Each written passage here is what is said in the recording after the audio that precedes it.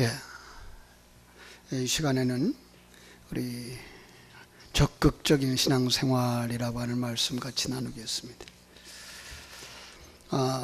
지난 3월 28일 날 교육부에서 2018년도 국가수준 학업 성취도 평가 분석 결과를 발표했습니다.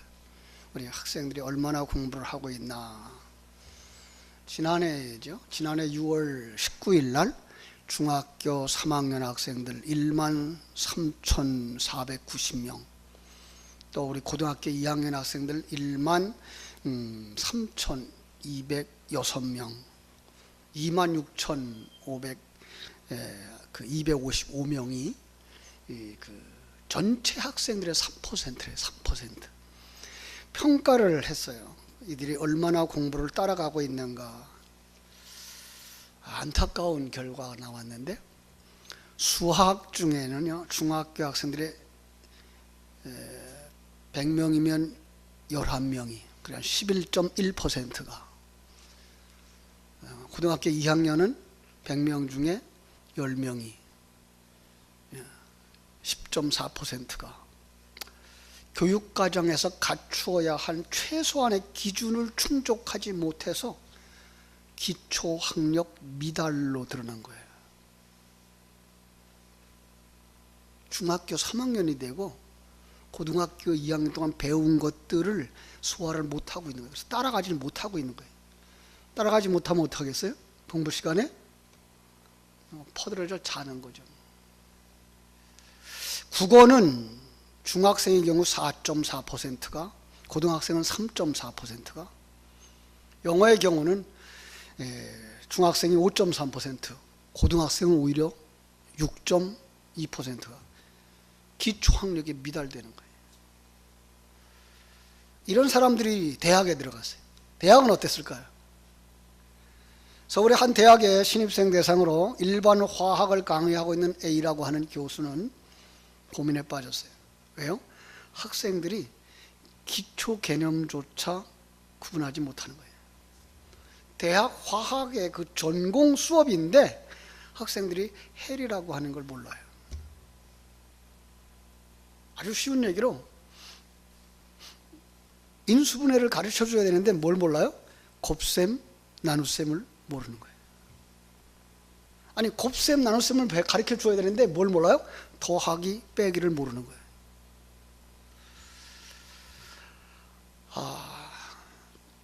벌써 오래된 얘기입니다만은 한 20년, 30년 전에는 전 세계 수학 경시대회 나가면 1등 하는 애들이 우리 한국 사람들이었어요. 전 세계 그 기능 경기대회 나가면요, 그 금메달 따가지고 오는 사람들이 우리 한국 사람들이었어요. 그렇게 성실하게 자기의 삶을 다듬어가고 갖추어가고 노력했고 지금 무너지고 있는 거예요. 근데 가만히 들어보니까 요즘 초등학교에서 시험이 없어졌다네요. 그냥 참 우리 중학교도 지금 그러고 간대요. 시험을 안 보기 시작한대요. 시험이 왜 보는 건지 아시죠? 얘가 무엇을 모르는가를 찾아서 그 부분을 가르쳐 줌으로 말미암아서 그 부분을 해결하고 나가서 다음 단계로 가라고 가르쳐 주는 게 시험인데, 이걸 점수만 그냥 계산하고 있기 때문에 이게 스트레스가 된다는 거예요. 애들이 시험 소리만 들어도 스트레스가 된대요. 그래서 공부를 안 하는 거예요. 그럼 시험을 안 하면 어떡하겠어요? 그만? 더 안 하는 거죠, 뭐. 참 걱정이다. 그런데 이 글을 보면서 제가 우리는 천국 백성이라고 거듭났다고 하고 그 중에서도 충성되게 여겨서 직분을 맡겨주었고, 그리고 교회의 어른들이라고 이렇게 세워드렸는데 그분들은 신앙의 기초를 얼마나 가지고 계실까? 자녀가 이단과 싸우면서 이단이 가지고 온 문제를 내가 대답을 못해. 그래서 그 문제를 가지고서 부모한테 물어봐. 이건 어떻게 해석해야 되는 거예요? 이럴 때는 어떻게 얘기를 해줘야 되는 거예요? 부모가 모르는 거예요.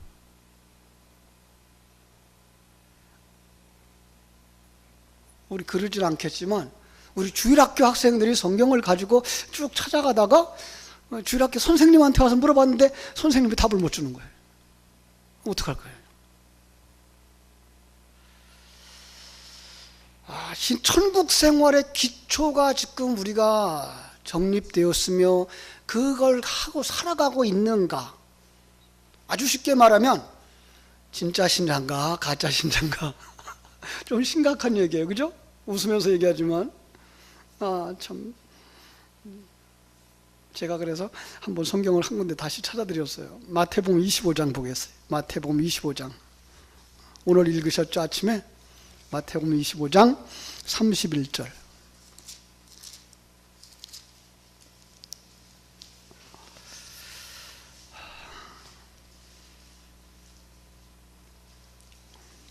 인자가 자기 영광으로 모든 천사와 함께 올 때에 자기 영광의 보좌에 앉으리니 모든 민족을 그 앞에 모으고 각각 구분하기를 목자가 양과 염소를 구분하는 것 같이 하여 양은 그 오른편에 염소는 왼편에 두리라. 그때에 임금이 그 오른편에 있는 자들에게 이르되 내 아버지께 복을 받은 자들이여 나와 창세로부터 너희를 위하여 예비된 나라를 상속받으라.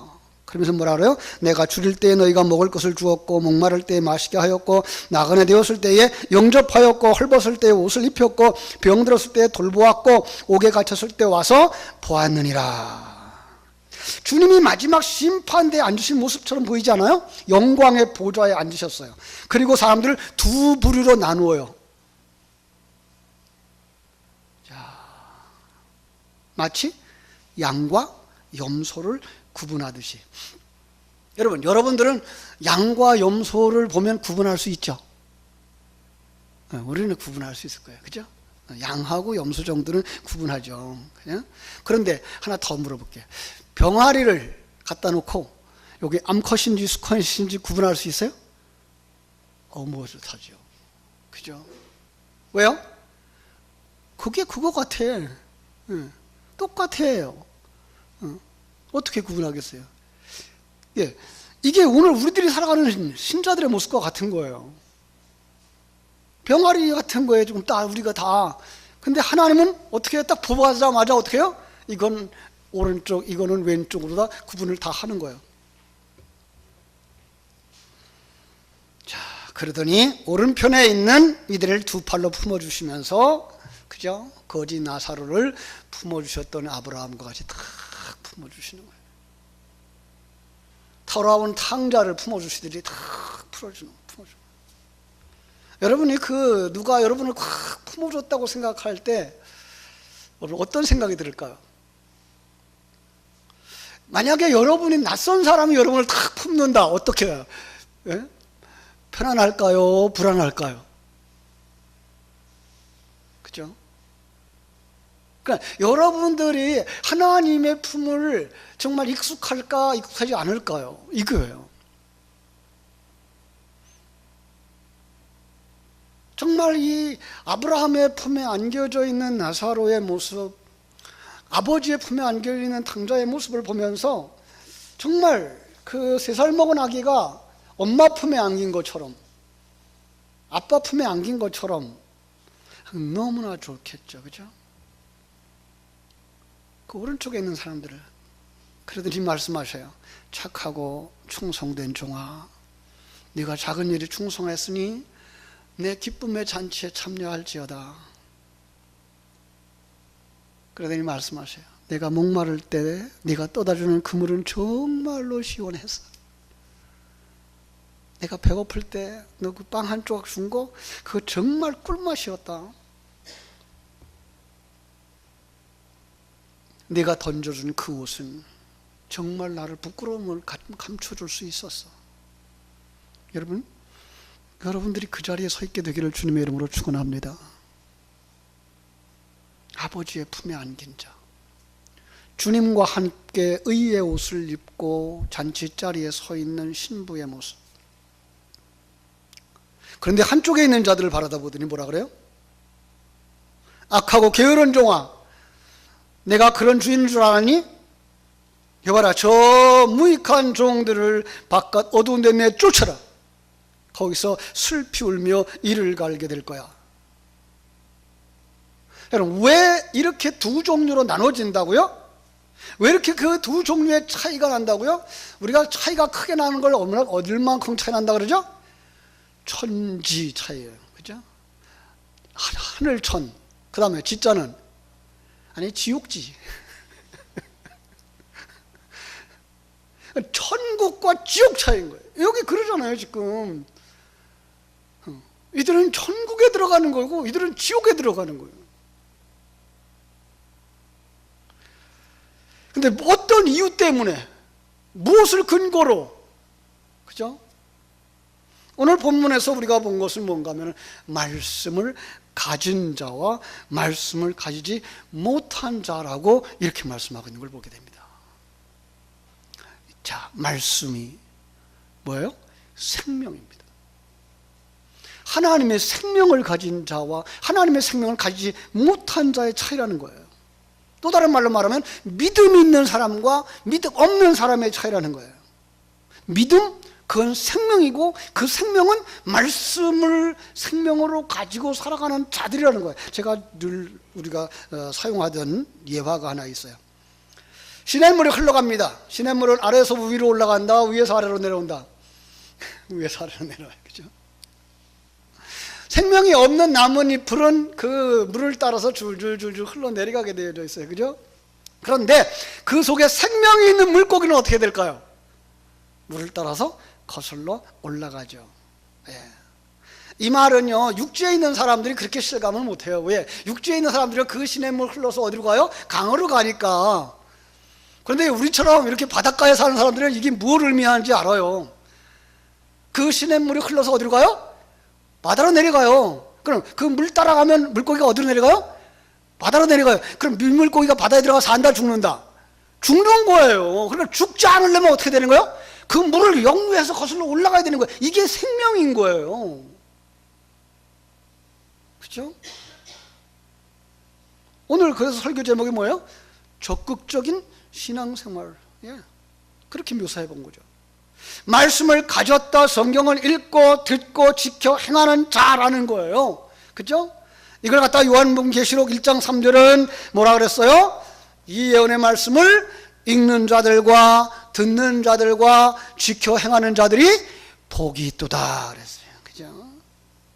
시편 1편은 이 복 있는 사람을 뭐라 그래요? 악인의 꾀를 좇지 아니하고 죄인의 길에 서지 아니하고 오만한 자의 자리에 앉지 아니하고 오직 여호와의 율법을 주야로 묵상하는 자로다. 그는 시냇가에 심은 나무가 철을 따라 열매를 맺으며 그 잎사귀가 마르지 아니함 같으니 기가 하는 모든 일이 다 형통하리로다. 이 사람이 뭐한 사람이에요? 생명 있는 사람입니다. 이 사람은 적극적인 신앙생활을 하는 사람인 거예요. 여러분, 신앙생활은요 소극적일 수가 없는 거예요. 신앙생활은 적극적인 거예요. 왜 그러죠? 우리가 소극적으로 있다가 뭐 한다고요? 물결 따라 흘러내려가 버린다니까요. 우리는 세상의 흐름을 역류하고 올라가고, 그죠? 물의 흐름을 따라서 바다로 내려가지 않고 위로 올라가서 좋은 물, 그리고 1급수까지 올라가야 되죠. 조금 더 자극적인 표현으로 말한다면 우리 신앙생활은 영적인 전쟁인 줄을 알고 이기려고 싸우는 거예요. 우리 이게 점점 희미해져 가죠. 왜요? 등 따숩고 배부르면 판단이 흐려지게 되어 있어요. 여기가 그냥 조싸움이에요. 여기가 조싸움이에요. 마치 아브라함의 조카 롯이 소돔과 고모라에 들어가면서 거기가 행복할 것 같이 여겼던 것처럼 우리가 지금 추구하는 것들이 다 이 세상에서 좀 편안하게 살고 싶고 많이 가지고 살고 싶고 남들보다 높은 자리에 올라가고 싶고 그러면서 자랑스러워지는 사람이 되어지고 싶은 것을 신앙생활의 목적으로 삼고 있단 말이에요. 그 정도가 아닌데 우리는 지금 이 세상과 뭐 하는 사람들이에요? 싸우는 사람들이에요. 세상의 사상과 세상의 사상과 싸워서 이겨야 돼요. 그리고 거기서 나와야 돼요. 그거를 지금 모르고 있어요. 왜? 신앙생활의 목적이 그건 줄 알고 있어요. 신앙생활의 목적이 내 문제가 해결되어지고 가정이 편안해지고 그죠? 돈 잘 벌고 건강하고 이것을 신앙생활의 목적이라고 알고 있기 때문에 그건 큰일 나죠.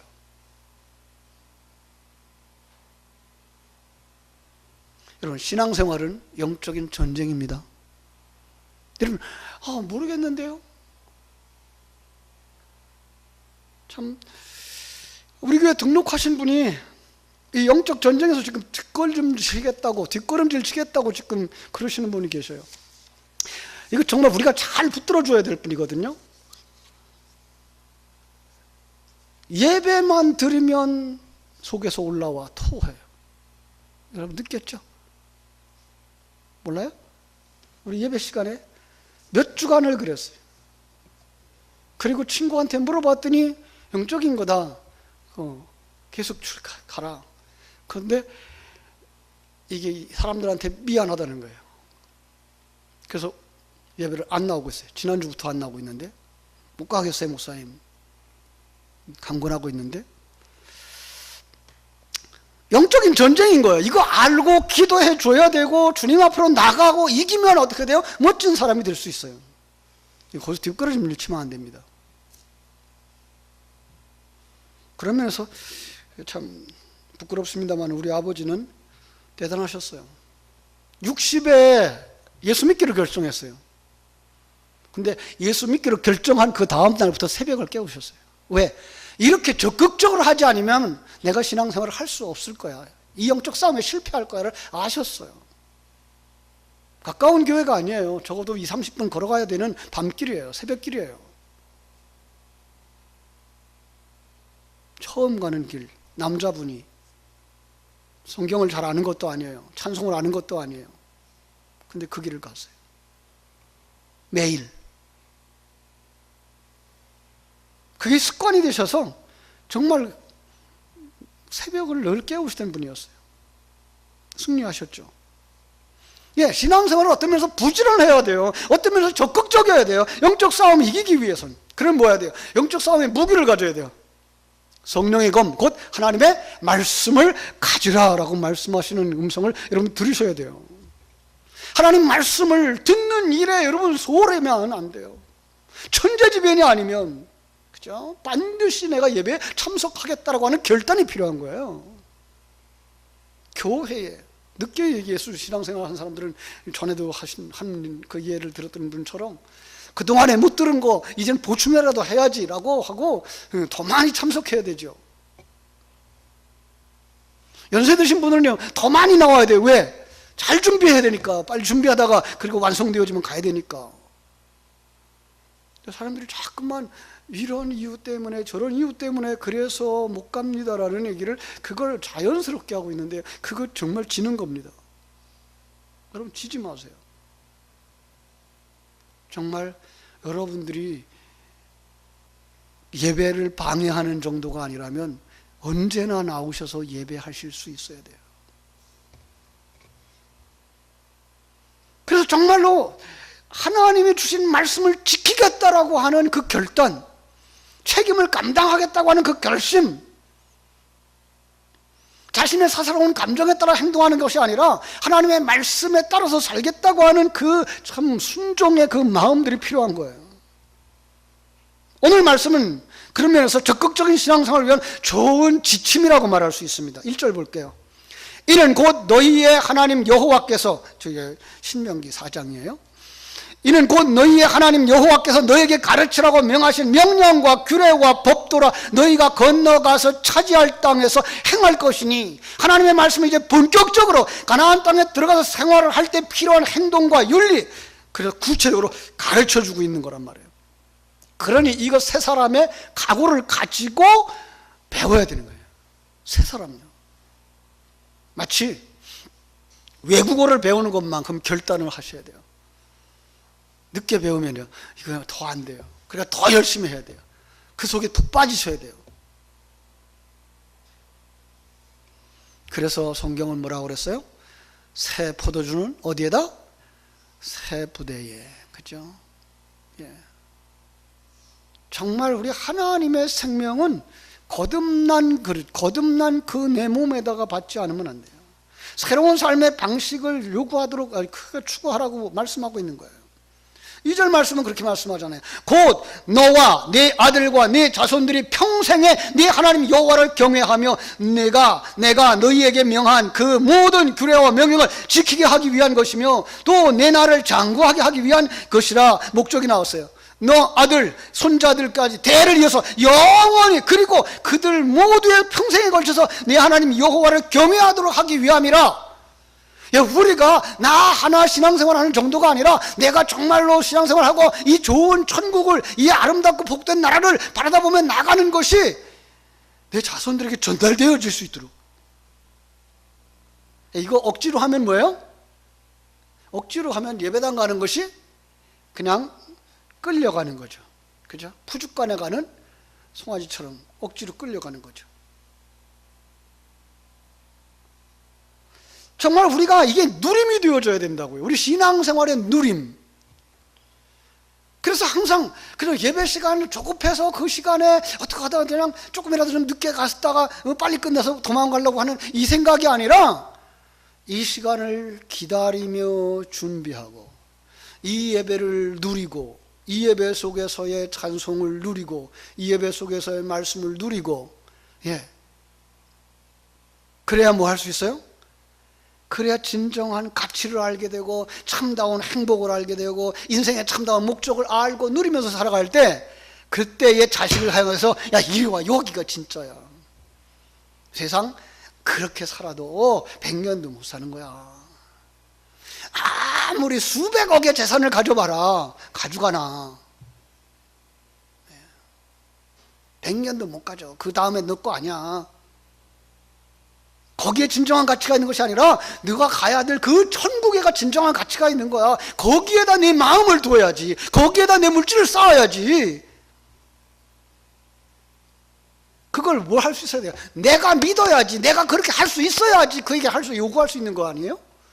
그 신앙생활은 내가 먼저 되어줘야 돼요.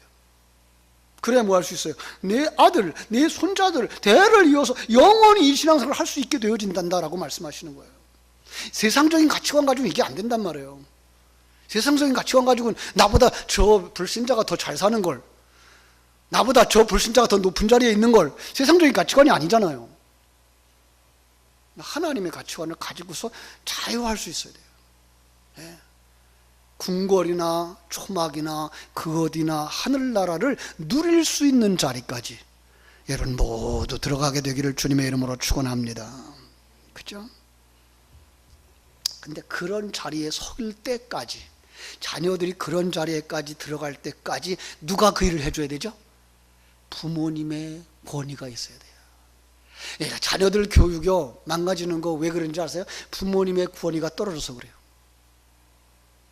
공부하기 좋을 학생이 누가 있어요?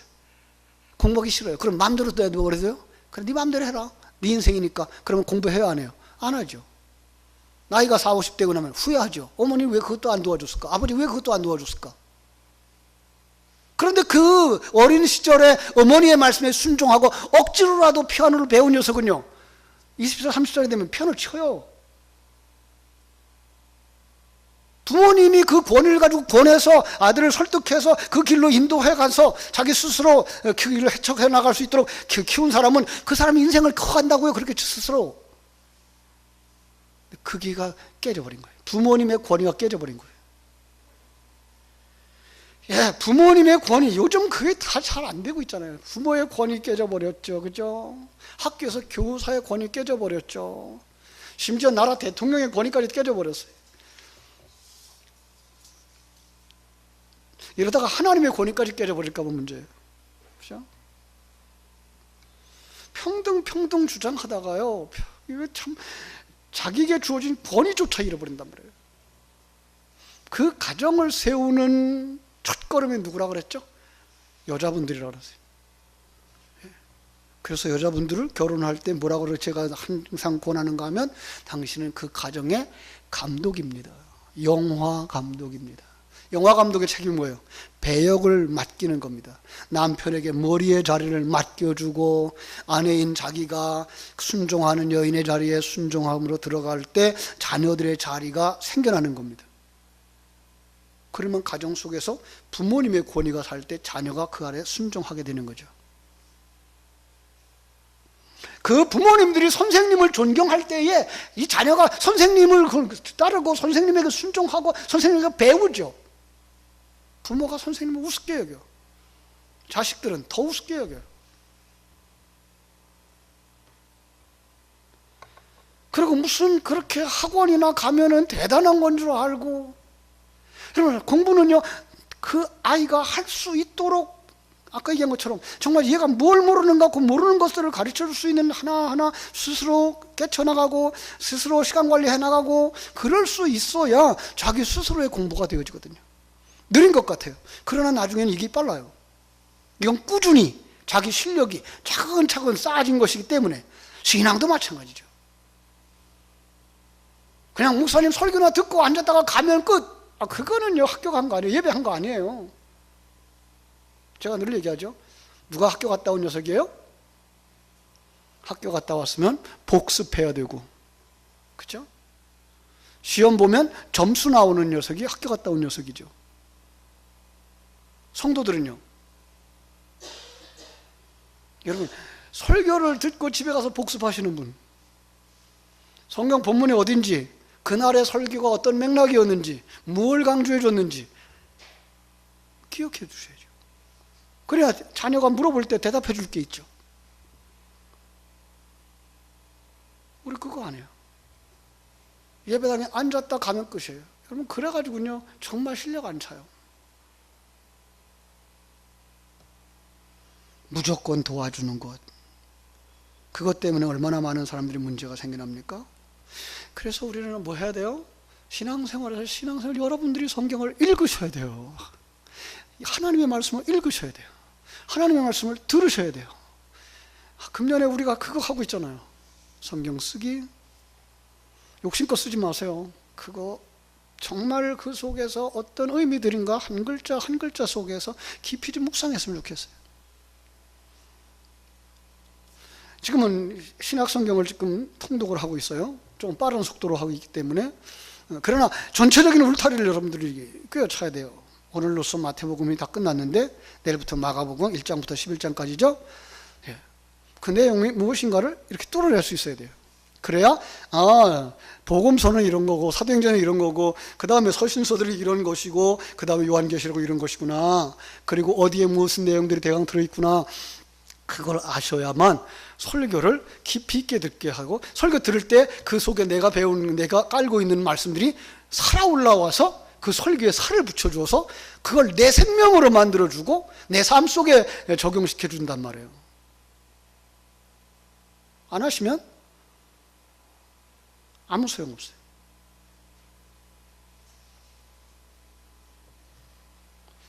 제가 중국에서 중국어를 배울 때 우리 한국 학생들과 러시아에서 온 학생들이 같이 공부를 했는데요. 우리 한국 학생들은요, 이 조선족이라고 하는 가정교사들이 있어서 입문을 쉽게 했어요. 네. 그런데 2년이 지나가고 나면 러시아 애들은 못 따라가요. 러시아 애들은 자기 스스로 뚫고 기초를 닦고 그러고 나온 애들이에요. 우리 애들은요, 조선족의 이해 속에서 그냥 한국말로 중국어를 배워놓은 거예요. 그래서 2년만 지나고 3년 지나가면 우리는 비교가 안 돼요. 그리고 그 중국어를 배우러 들어갔으면 중국 사람끼리 모여야 되는데, 중국 사람 속에 들어가야 되는데 그냥 우리 애들끼리 모여 있는 거예요. 그러면 우리 애들끼리 모였으면 한국말 할까요? 중국말 할까요? 한국말 하니까, 한국말만 계속 하니까 중국말이 안 늘어. 우리도 마찬가지인 거예요. 우리가 모였다 그러면 하나님의 말씀을 논하고 하나님의 말씀을 읽은 것 얘기하고 하나님의 말씀에 대하여서 같이 펼쳐야만 이게 하나님의 말씀에 대한 이해가 늘어나고 하나님의 나라에 대한 이해가 늘어나는데, 우리 교재들이 그게 잘 안 돼요. 왜? 미천이 없어서. 우리가 성경을 너무 몰라. 그러니까 성경의 지식들이 안 살아나는 거예요. 성경이 우리 속에 생명이 되지 않는 거예요. 이거 어쩐데요? 시작하셔야 돼요. 이제라도 시작하셔야 돼요. 성경 읽는 것부터 시작하셔야 돼요. 성경 쓰는 거 시작하셔야 돼요. 그리고 성경 공부하셔야 돼요. 그렇죠? 제가 아주 부러워하는 장로님이 한 분 계시는데, 그분은 하루 종일 자기 일을 하는데요, 아주 조용한 환경 속에서 극동방송을 항상 들어요. 그리고 낮에는 여러 훌륭한 목사님의 설교를 듣죠. 그분들의 기도를 들어요. 그리고 저녁에는 주일 말씀을 묵상하고, 또 그날 들은 설교들을 묵상하고, 그리고 자기가 읽은 성경 본문을 묵상하면서, 그것들은 뭐예요?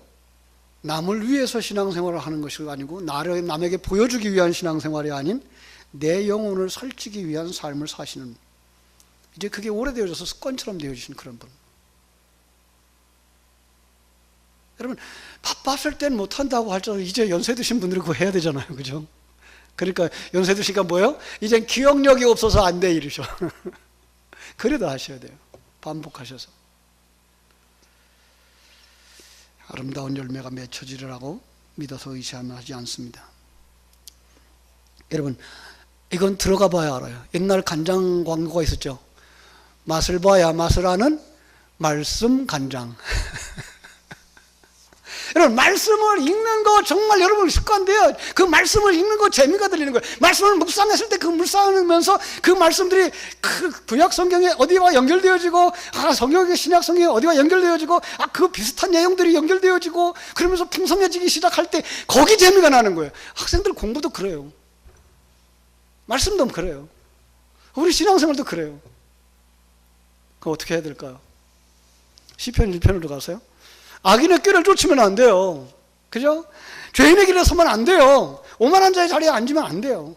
말씀을 읽는 자리, 말씀을 듣는 자리, 예배하는 자리, 그리고 그 말씀을 나누고 실천하는 자리, 거기에 들어가야 돼요. 그죠? 우리는 갈 곳을 구분해 가야 돼요. 갈 곳을 골라서 가셔야 돼요.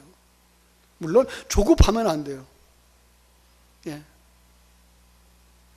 신앙생활은 하루아침에 되어지는 것 아니에요. 하루아침에 고쳐지는 것도 아니에요. 여러분, 한국 사람 김치 먹는 습관은요, 외국에 나가서 20년 지나도 안 고쳐져요. 우리가 말씀을 생활화하기 위해서는요, 그만큼 도전해야 돼요. 그래서 좋은 환경, 만나야 될 좋은 사람들, 그리고 꾸준히, 그리고 대적해야 될 게 있어요. 금방 얘기했어요. 뭐예요? 죄인의 길, 그죠? 악인의 꾀, 오만한 자의 자리에 피해야 되죠. 예. 내 약점을 알고 그 약점이 있는 자리 피해야 돼요. 어떤 사람은 물질이 약해요. 예, 돈 꼭 필요하죠. 그러나 그것을 목숨 걸고 가면 뭐까지 잃어버린다고요? 생명까지 잃어버려요. 그죠? 그래서 디모데전서 6장 10절 말씀을 드릴게요. 돈을 사랑함이 일만하게 뿌리가 되나니 이것을 탐하는 자들은 미혹을 받아 믿음에서 떠나 근심으로써 자기를 찔렀도다. 디모데전서 6장 10절. 자, 시험을 이겨야 돼요. 오늘은 교회 가기 싫어. 이거 시험이에요. 누가 배기 싫어. 이거 시험이에요. 그거 이기셔야 돼요. 그죠? 그 유별날 떠오르고 있네. 유별나게 해, 그래. 여러분, 그 소리 들어야 돼요. 신앙생활 할 때. 왜요? 세상 사람들은 우리를 유별나게 볼 수 있어야 돼요. 예. 물론, 우리가 그들과 함께 들어가서 그들을 포용하고 그들을 그리스도인화 시킬 수 있는 능력이 있으면 그때 유별나게 안 해도 돼요. 그러나 그들에게 같이 가면 내가 그들에게 끌려갈 것 같은 상황에서는 유별나게 떨어져야 돼요. 그죠? 세상 사람들과 다른 방향으로 헤엄쳐 올라가야 하기 때문에 그래요. 예, 유별나게 올라가야 돼요. 그 나뭇잎은 아래로 떨어져 내려갈지라도 우리는 헤엄쳐 올라가야 돼요. 왜? 떨어지면 죽는 걸 아니까. 그리고 우리가 뭐 해야 돼요? 게으르지 말아야 돼요. 참 게으름 피우기 쉬워요. 우리 남은 때가 얼마 남았다고 게으름을 피우실래요?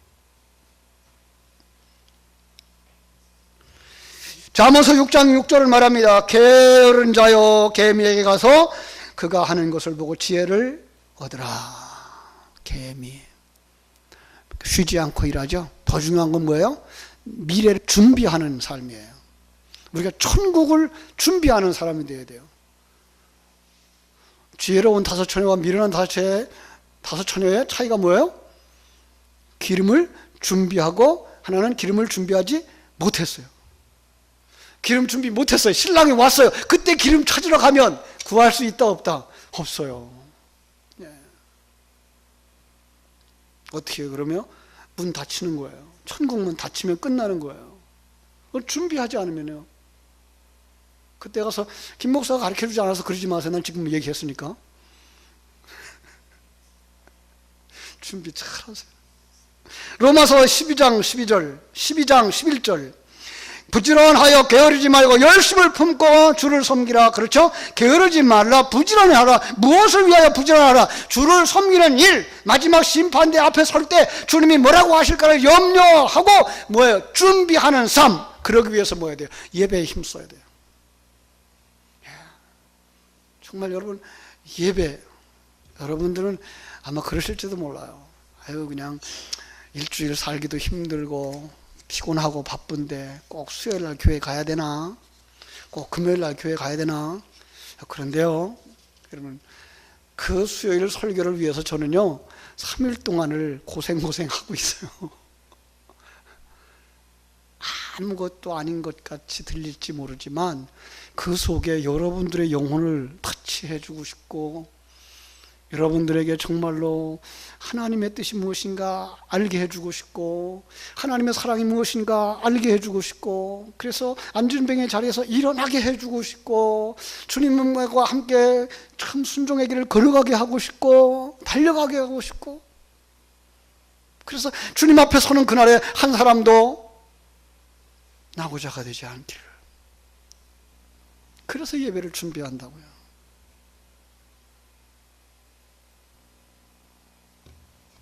예배를 정말로 힘써 참석해야 돼요.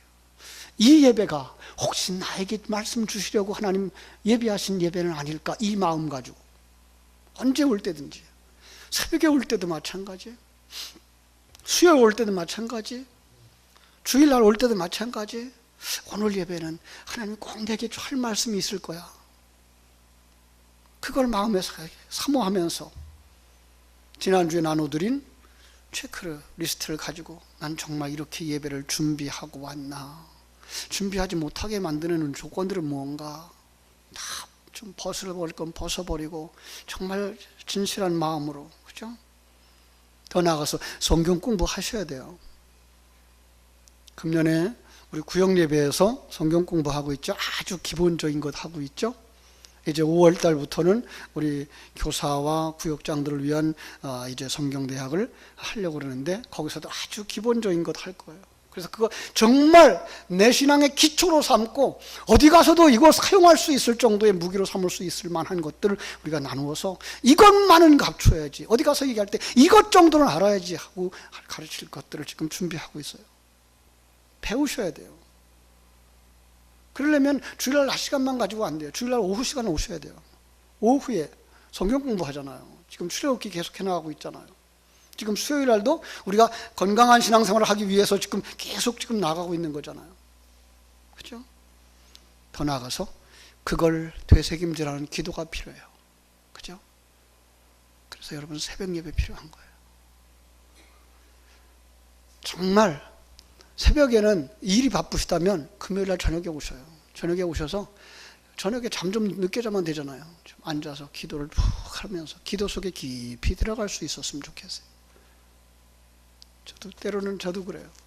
다음의 일 때문에 기도를 깊이 들어가지 못하는 아픔이 있어요. 제가 너무 조급해서 그럴지 모르겠는데 아마 부럽죠. 그거에 대한 염려를 좀 내려놓고 조금 깊이 기도할 수 있었으면 좋겠다라는 생각이 들어요. 여러분, 우리 같이 그렇게 갔으면 좋겠어요. 그래서 정말 하나님 앞에 설 때에 마태복음 7장에 있는 사람처럼 내가 주의 일을 했는데요, 내가 선지자를 못했는데요, 내가 능력을 행했는데요, 귀신 쫓아냈는데요, 주님이 뭐라 그래요? 난 내가 누군지 몰라. 그러면 큰일 나잖아요. 그런 사람 한 사람도 없도록 정말 적극적으로 신앙생활 잘 감당해서 주여 나로 하여금 말씀 가운데 서게 하시옵소서. 생명 가운데 서게 하시옵소서. 아들에게 자녀에게 줄 것이 있는 사람 되게 해주시옵소서. 그리고 정말로 이것이 좋은 것이야, 이것이 진짜야 를 깨달아 알아서 너무나 좋아서 저들을 이곳으로 이끌 수밖에 없는 그러한 은혜의 사람이 되게 하여 주옵소서. 우리 이 시간에 오늘 말씀을 한번 정리하면서 우리 한 1분 동안만 우리 통성으로 기도하겠습니다.